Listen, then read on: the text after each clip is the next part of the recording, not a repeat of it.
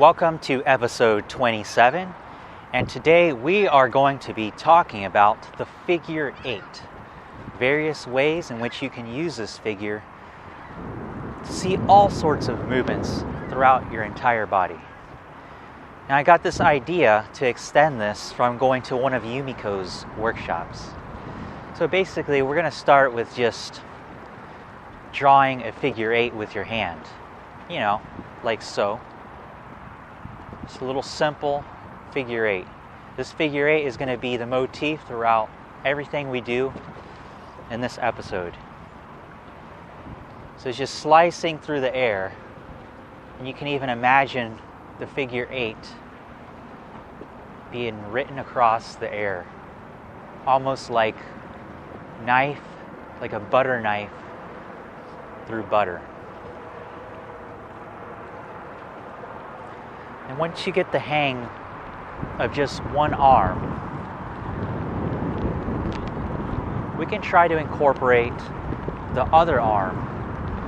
The thing is, it's going to go in an opposite direction because we want this sort of figure 8 flow to happen.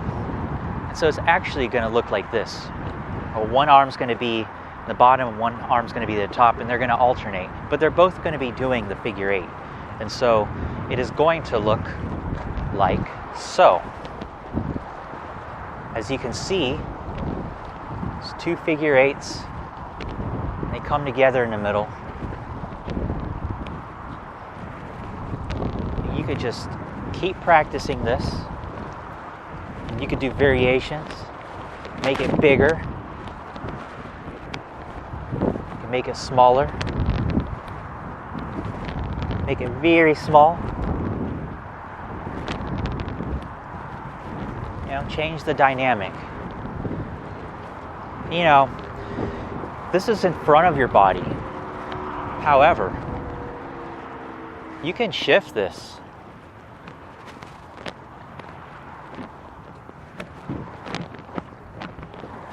Like so.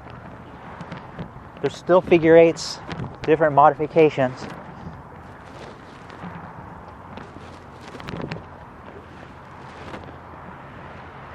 Okay, that's just a start.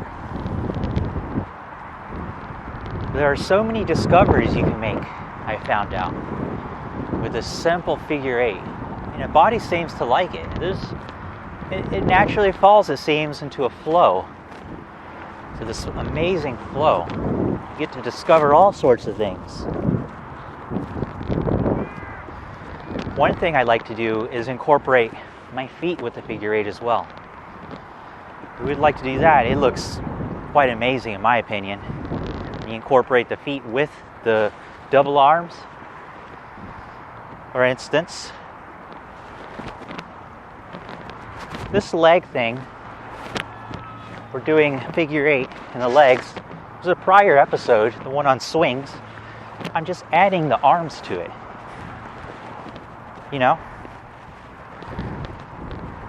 So there's just so many things you can explore with this figure 8. I would even recommend practicing with your legs. So you do the figure 8s with your legs as well. You can picture that butter knife cutting through.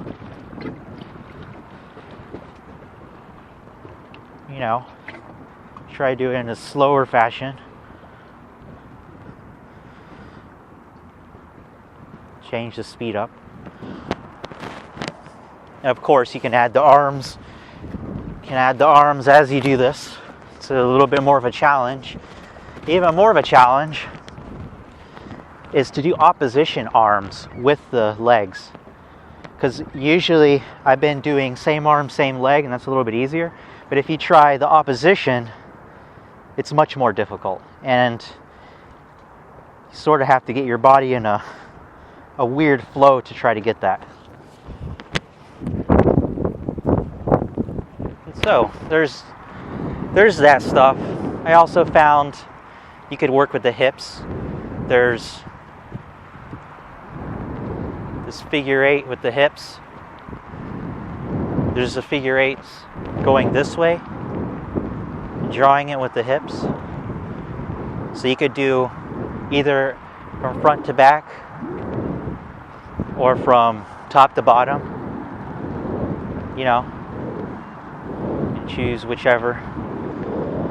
You know, you can even incorporate the arms with it. A little bit difficult. Sometimes I don't get it. Sometimes it takes a little bit of effort. But it's very good practice for the body, I feel. The body loves it. And just feel free to explore it. What can you draw with other parts of your body?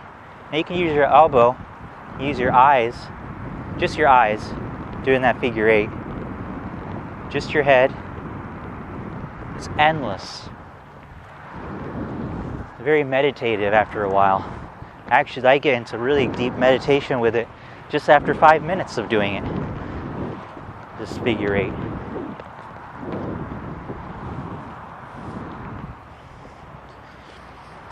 You know, and you could also make little walking patterns. I've found that's very nice as well, making little figure 8 walking patterns. You know, then once you get the pattern, you can start incorporating your arms. And imagine, it's very good for body-mind connection, body-mind plasticity. You know, and change up the tempo, but keep the walking pattern. You know, change the levels, you know, low, medium, high, but keep this pattern with the arms. Tempo. How big and small the arms are, change all that. So at this point, you have a little bit of limitations, and the rest is improvisation. You have the structure with the 8s.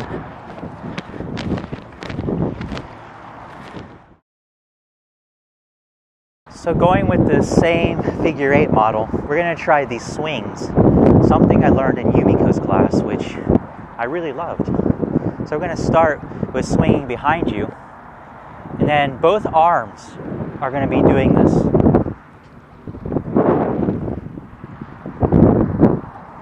You're constantly turning your body back and forth, and then your arms are going to be swinging behind you every single time it gets to the other end. So, going a little bit quicker, it looks like so. You can easily get a momentum going to this. So, I'll go back to slowness. It's always good to change your tempo. It's always good to go super slow. I mean, that's how I learned a lot of the things I learn. I mean, sometimes I'm not that quick of a learner. I have to repeat things over and over, and I have to slow them down, and I have to sort of make them my own. And it's only then that I start picking it up. But when I pick it up, I get it. And I own it. I get it.